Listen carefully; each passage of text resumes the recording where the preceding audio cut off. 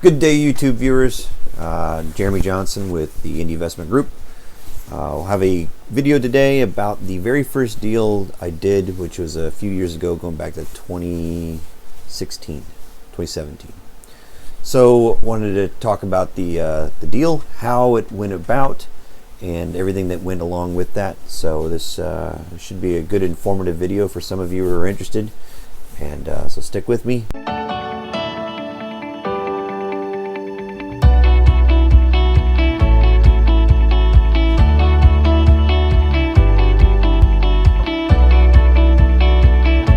Alright, so for this video, I want to go through a number of things, and I'm going to show a lot of pictures. I've got a little bit of video from whenever I first walked through the property.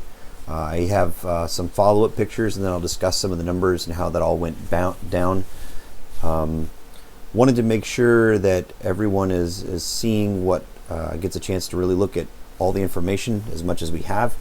The very first property I bought was this one right here. It was 867. And what intrigued me about it was that I was looking at a number of different things, just like anyone else who's looking for deals. You're looking at MLS, you're looking through wholesalers, you're trying to talk to other people, you're even driving around trying to find properties that need help.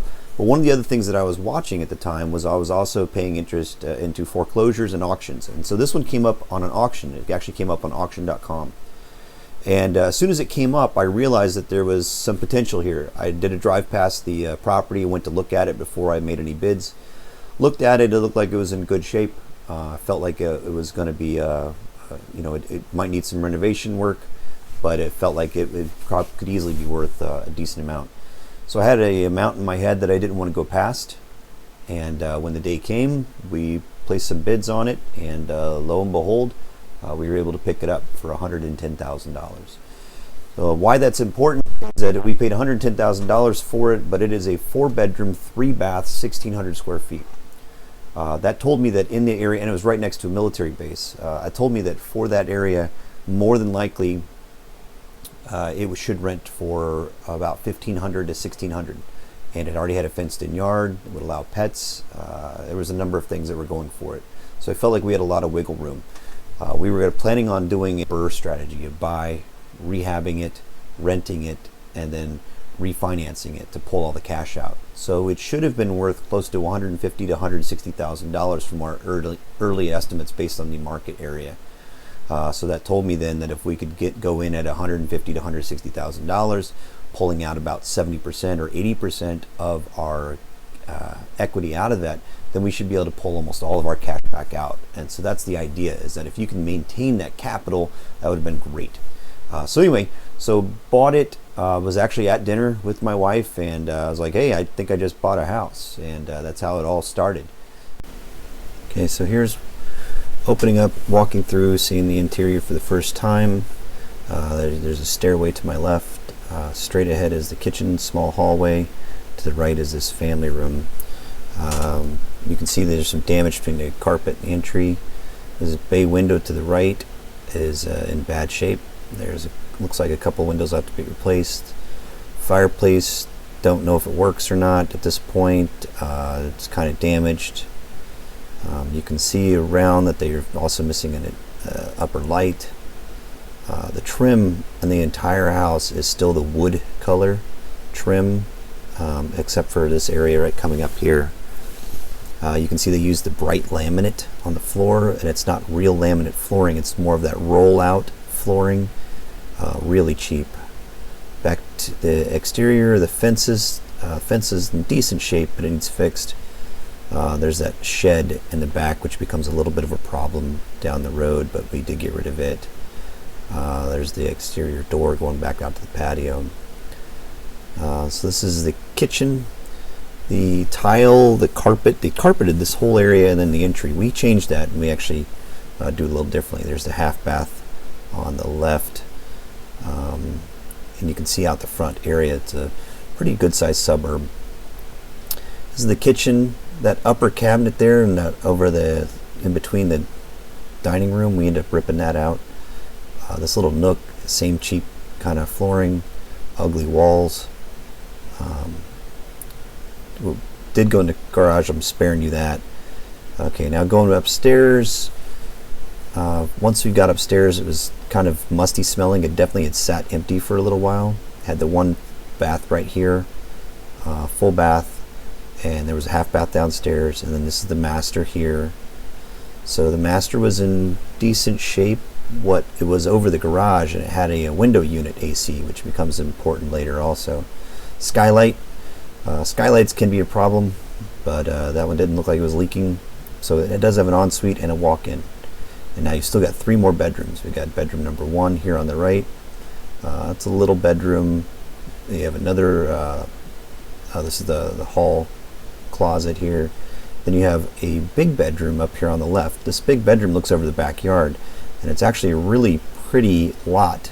As you move over to this window, you can see that it's all woods behind it.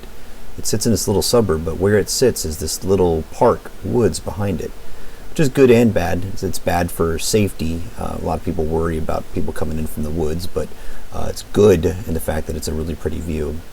So it's a good sized little bedroom there. And then we move out onto the 4th bedroom. And the 4th bedroom, as you can see, it's pretty good sized. It looks out over the street and the side yard. And then there's the attic space. And that's it for the walkthrough. Alright, so for review, purchased it 110. This is the exterior of it. There's a couple things to note on here. As you can see, the landscaping has just gone crazy. Can't really tell from that overhang, but right above the door there was some rot that I had to really look into. The bay windows. But anyway, so we bought it at 110. Sat on the market, days on market was 120 plus. It had maxed out, so we don't know how long it had sat there. The interior of it, you can see the bay windows here were fogged up interior. There was cracks, going to have to get replaced. Fireplace, we'd had no idea how bad it was, if it worked or not worked. Those are some major issues right out of the gate, and we didn't even know, at this point we didn't have electricity on or water on. Upstairs you can see that there was just wood trim everywhere. No one's going to really love this dark wood trim, so we were going to have to probably paint that wood trim. The same thing with this downstairs. All the carpet, all the flooring was all bad downstairs. It was just all going to have to go. So we did. We ended up ripping all that stuff up too. Now I want to take you back outside to look at a couple things. So this is above the entry, or looking at the entry. I didn't know at the time, but you can see those little holes. Let me see if I can move my mouse here. These little holes down here at the base between where the trim and the concrete meet. Well, these were packed in, and I didn't realize what that was, but that is actually whenever they go back and they treat for termites. We did find termite damage inside on a trim piece, but I didn't notice any more, and so it did evidently get treated and cleaned up. But that did tell me that we definitely want to make sure that we're getting ahead of this and making sure that there is no other critters. So that's one thing you can look at. You can see those little holes. It's the same thing on this picture on the right. You can see all those little holes, and they were all around. Because it was a slab foundation, what they do is they drill holes and they put on these little tubes to attract and kill the termites. Also, what's going on in the picture on the right, if you look at the overhang roof, it's hard to see, but inside of that roof was a lot of rot. And we couldn't figure out what exactly had happened, so I was going to have to get a roofer or somebody else to come out and tell me what was going on with why there was so much rot in the overhang and the roof. So once it was fixed, this is after, and you can get a quick look at what we did with it once it was fixed up. Roof has been fixed, cleaned up everything, changed the landscaping, all that. Once we had it up and fixed, they rented it $1,500 a month for 2 years, and it would have rented longer. But unfortunately, I had to go ahead and retire and move, so we had to sell it. We sold it for $189,900, which actually set the market for the area. That was the highest of the houses that had sold in that area. So we set the market that day. It was on the market for 5 days. So my pre-purchase evaluation, again, I thought I could get maybe up to $165,000 for the area.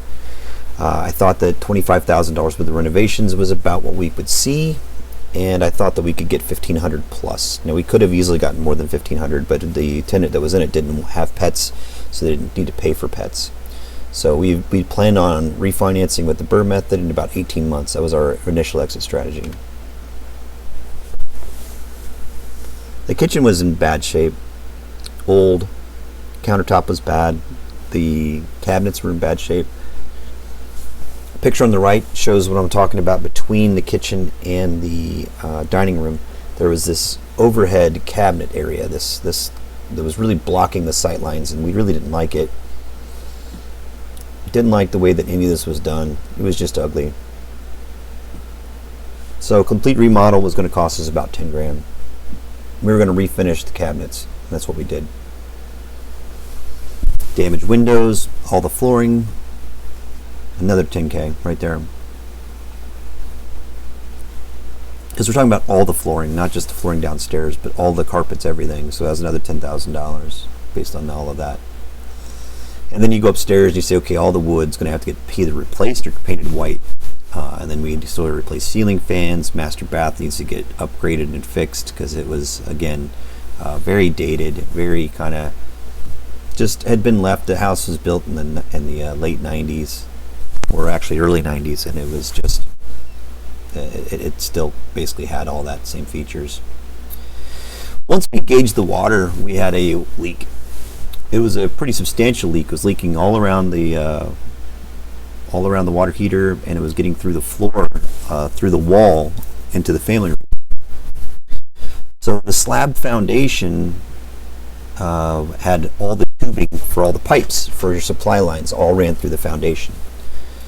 So there was conversation about, hey, we got to find the leak, open up the slab, do all these different things, because what they did is they used poly plumbing in it, and poly was very common in the 80s and early 90s.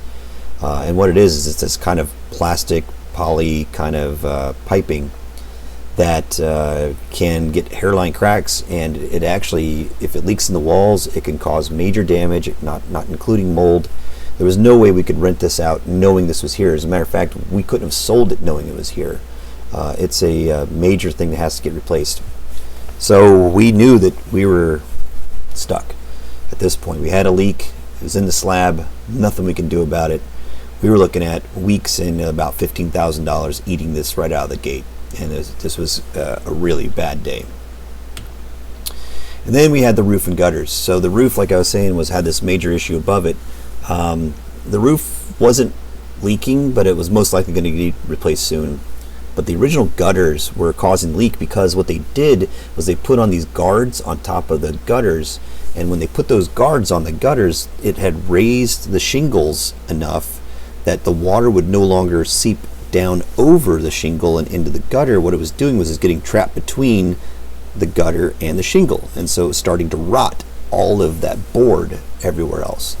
So the contractor we were talking to recommended we replace the whole porch overhang and all the gutters, everything. And another $15,000 between roofs, gutters, porch overhangs, all of that. We didn't do all that. You can see in this picture we did replace the roof. We actually replaced the roof because the insurance wanted us to replace the roof. So the insurance company kind of pushed our hand on that one and said they wanted the roof replaced. So we did the gutters and downspouts. We increased the size of the gutters and downspouts in order to accommodate the extra rainfall.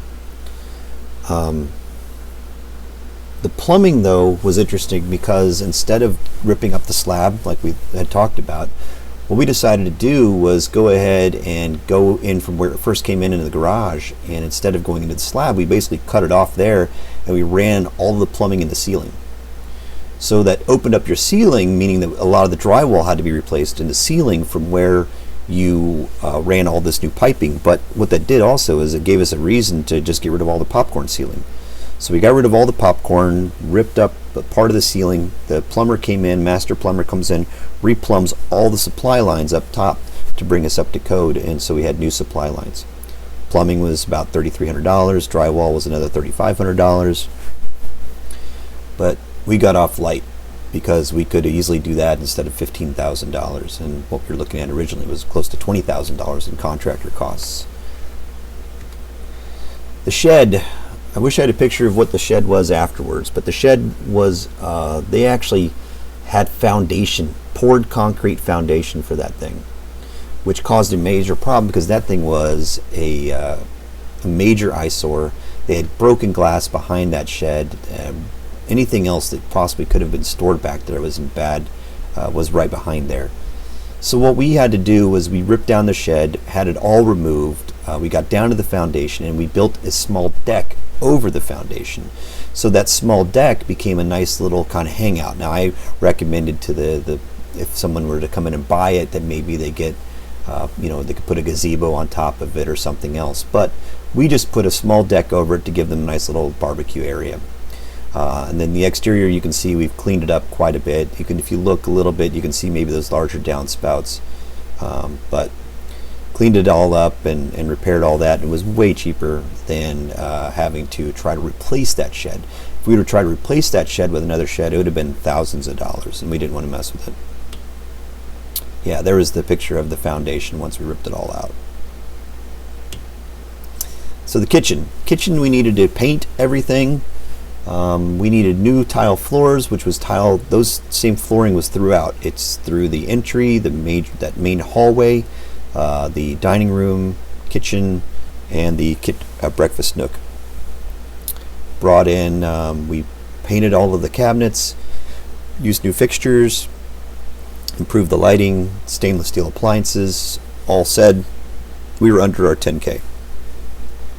Now, when you count the flooring, I don't think we'd have been under 10K. The flooring was about $6,000 as well. But still, it was a major improvement. One of the things we actually had to deal with was, if you look in the picture on the right, there's a hood because it won't accommodate a microwave. We had the same problem with the house that we're currently in and renovating, the single family, because they didn't bother to set these large enough to put microwaves underneath them. So you can either buy a slim microwave. What we did instead was we actually ended up mounting a microwave in the breakfast nook, kind of up on the wall, looked like almost like an extension of the kitchen. And then we built a small microwave. We've used a small microwave stand underneath the microwave to kind of make the breakfast nook kind of a continuation of the kitchen. Here's just what cleaning up the outside can do. Our landscaper just came in. I said, look, just put in some red mulch. We could have used black mulch, but for pictures and everything else we used some red mulch, new plants, trimmed everything else back, and we got rid of a lot of the tree on the right. And got just cleaning up the exterior can make such a difference.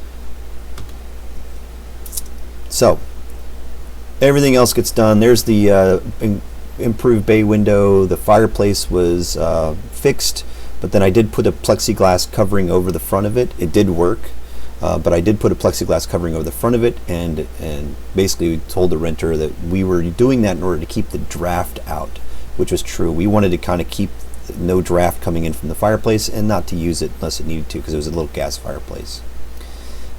Changed out the flooring in the master, cleaned it all up, new fixtures, way prettier.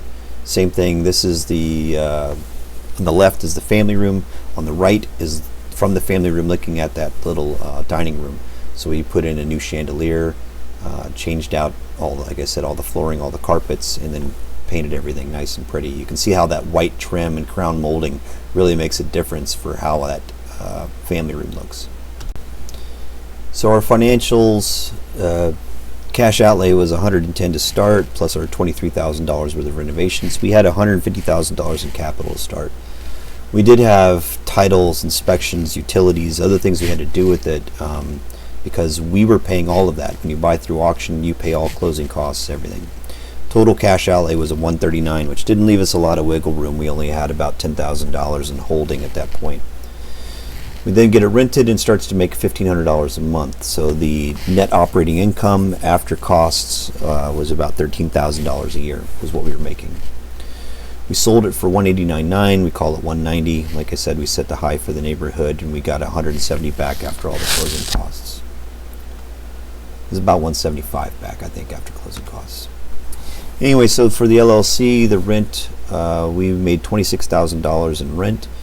Asset sale, we also, between what we paid minus what we paid for minus what we sold for, we made $41K. So total, we made $67K over a 2-year period. When you look at the cash outlay, that was a 23% APR. So that was good. We felt like we really did a good job with it. It, however, wasn't exactly what we wanted to do. We didn't get to use the BRRRR. The BRRRR was a big deal, and I really did want to do that. But because we were getting ready to retire, I really didn't want to sell that place. It was actually a really good rental, but I didn't want to keep a rental in a state, out in Virginia. It was going to be states and states away from me, so we did sell it. We felt that you should always continue to overestimate renovation costs because it gives you wiggle room. Our sell price, we could have maybe sold it for a little bit more than we did, honestly, because it sold in 5 days, but who knows? And I don't necessarily think that was a bad idea. We did try to sell it for more than what our realtor wanted to sell it for. Tenant would have stayed longer. He was content, but we had told him we wanted to sell it, and we gave him plenty of notice, and so he actually bought a house after staying there. The tenant didn't have pets, which lowered the take rent we could get, but it did make the selling easier from everything else we could use. We used alternative problems from those, like I said, the plumbing and some of the other issues were major issues that we had to kind of figure out a way around. And we also did spend extra on lower maintenance materials, like putting in better tile, using larger gutters, using anything that was going to be more robust. And if we had to open up something, we looked at what was the cost to fix it versus replace it, and was it better long run to replace it. We should have restructured the LLC, and honestly, for anyone doing this for the first time, I wouldn't have used an LLC now looking back on it. So that was the very first deal that we did, and learned a lot, did a lot. I think it went really, really well. I think that a lot of people, whenever I talk to them about how well we did with our very first deal, they look at me and say that there's no way that I would be able to duplicate that. But I do think that you can duplicate those efforts. You have to know where and when you find a good deal. You have to be able to take it, and you have to be able to do a lot of homework. You really do have to give yourself a lot of analyzing, a lot of time to do it. And then once you get into the property, you're going to have to just be fluid with it and just say, okay, well, what can I do with this? Well, maybe we can change something here or change something there. And that's what's got to give you a lot of it. The other thing is that I'm willing to do the sweat equity whenever we needed to. We were looked at originally painting those walls, because we had to paint all of the walls. Every wall in that house had to get repainted because it was in just such bad shape. Originally, a painter quoted us. This was a modest painter who wasn't charging an exorbitant amount by everyone else that we talked to, and they still wanted $6,000 to paint that house. There was no way we were paying $6,000 to paint. So we painted it, and it was a lot of work, and it took a long time, but we did. We painted all of it. So that's the kind of stuff that we had to go in and do. Was we did a lot of the work, but we did contract work whenever the price justified the means. If you like this video today, please like or subscribe. It helps again with the YouTube algorithms. I'm trying to still build up my numbers and find more people who are interested in this type of stuff. I'll have an update soon on what's going on with the duplex and some other things that are happening. I hope today's video was of help to anyone. I hope that it helped to answer some questions on what we did or how we've done this before. This is the first one we did. We actually did a flip also, but we don't really need to get into some of that. But point was, this is the biggest one that we had done. That was where the majority of our capital came from for this enterprise that we're doing now. So we had taken 150, turned it into basically 175 with a little bit of extra, and then with the sale of my personal house, that's how we were able to get up to the 200 that we had to start with all of our investing this time. So it's working. It's just it's a long play, but hopefully this helps. Thank you, everyone. Have a great day.